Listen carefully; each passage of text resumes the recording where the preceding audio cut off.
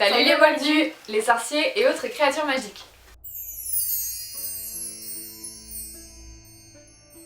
Alors aujourd'hui on se retrouve dans le deuxième épisode de notre série de construction Lego. Et aujourd'hui c'est la maison Poufsouffle et donc c'est la classe d'herbologie.